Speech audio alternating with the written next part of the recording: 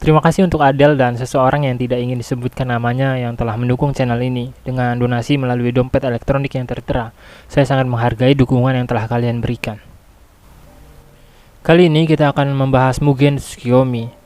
Mugen Tsukiyomi adalah rencana dari Uchiha Obito dan Uchiha Madara yang menginginkan jenis kehidupan paling ideal bagi seluruh manusia, yang mana di dalamnya tidak ada rasa sakit dan semua harapan dapat terkabul. Intinya, konsep Mugen Tsukiyomi itu sendiri mirip surga, di mana apa yang kita inginkan dapat dengan mudah tercapai. Kita nggak akan bahas terlalu jauh perihal kisah utamanya. Kita nggak akan bahas pengkhianatan yang dilakukan oleh Zetsu Hitam juga. Kita hanya akan fokus membahas nilai dari keadaan di dalam Mugen Tsukiyomi itu sendiri. Baik Madara maupun Obito sama-sama memahami rasa sakit yang teramat sangat. Madara sendiri terpaksa harus menyaksikan saudara-saudaranya terbunuh pada era Perang Dunia Shinobi terdahulu. Sementara Obito harus kehilangan satu-satunya orang yang mungkin mengakui keberadaan dirinya dan selalu memberi semangat untuk mengejar mimpinya menjadi Hokage, yakni Rin Nohara. Melalui rasa sakit yang diterima oleh Obito dan Madara, mereka merencanakan sebuah ilusi tak terbatas yang dapat menjauhkan seluruh manusia dari rasa sakit.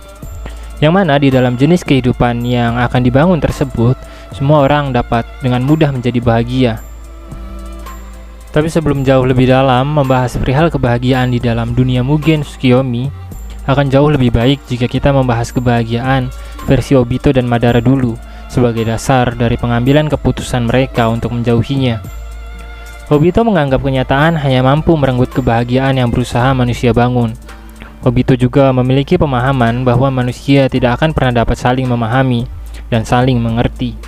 Oleh sebab itu, kebahagiaan yang dicapai oleh manusia akan memiliki bentuk yang sangat amat rapuh dan sangat mudah hancur. Obito beranggapan bahwa nilai dari kebahagiaan yang manusia lekatkan pada keberadaan orang lain akan terenggut perlahan demi perlahan, hingga pada akhirnya yang tersisa hanya kehidupan yang penuh rasa sakit demi rasa sakit. Sebelum melangkah ke Madara, kita bahas dulu maksud dari perkataan Obito tersebut. Obito beranggapan seperti itu dikarenakan rasa sakit yang teramat sangat sepeninggal Rin. Kita tidak akan membahas keterkaitan antara dua tokoh tersebut, melainkan hubungan yang dibangun antara dua manusia. Ketika dua jiwa terhubung, apapun konsep yang dilekatkan pada hubungan tersebut, maka akan lahir kemungkinan-kemungkinan yang berpotensi menciptakan kebahagiaan. Dalam konteks sederhana, situasi tersebut dapat terjadi melalui bentuk pengakuan yang diterima seseorang saat dirinya menjalin sebuah hubungan dengan orang lain. Seperti Obito yang merasa dirinya diakui keberadaannya oleh Rin.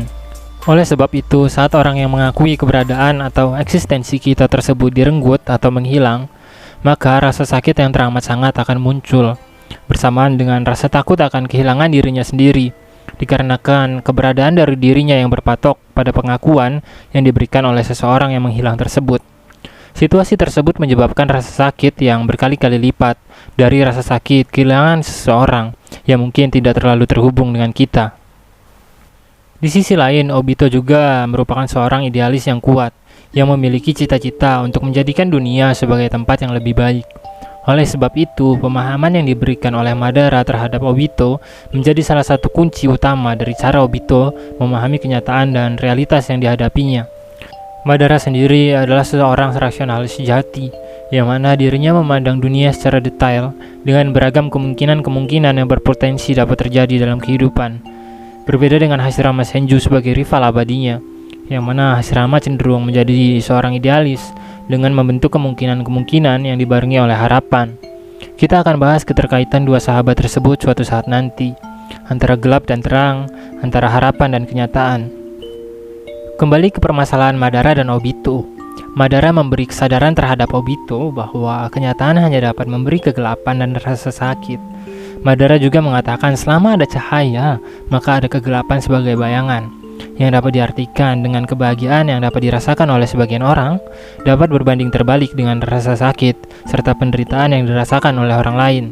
Atau bahkan kebahagiaan yang dirasakan oleh seseorang hanya dapat terjadi ketika ada orang lain yang merasakan sakit.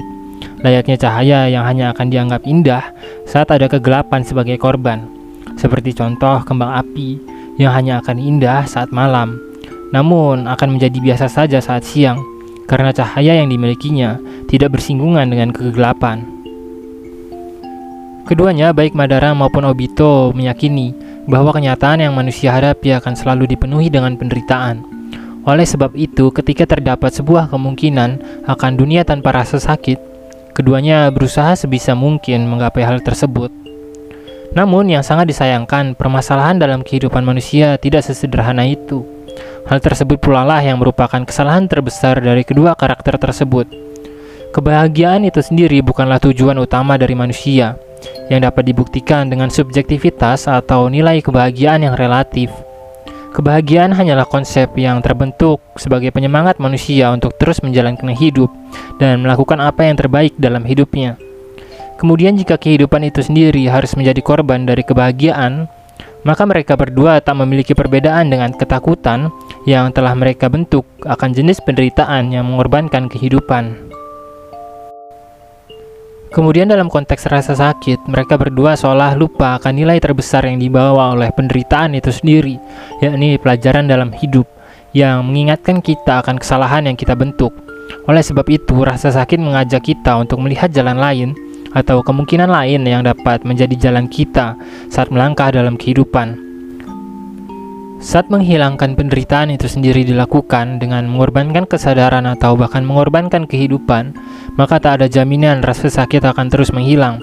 Situasi tersebut dikarenakan manusia hanya akan mengenal kebahagiaan saat dirinya mengenal rasa sakit. Keduanya adalah dua bagian yang tak terpisahkan. Kemudian saat seseorang anggaplah terjebak dalam dunia ilusi, seperti Mugen Tsukiyomi yang hanya menawarkan kebahagiaan, maka tak ada jaminan bahwa kebahagiaan tersebut akan selamanya bertahan. Hal tersebut dikarenakan tidak adanya nilai dari penderitaan dan rasa sakit yang dapat dijadikan patokan atau dijadikan dasar sebagai konsep kebahagiaan. Dan apa yang dirinya kenal sebagai kebahagiaan pada akhirnya akan berganti dengan kebosanan atau bahkan kehampaan. Sekian kausalitas yang hening, sampai jumpa.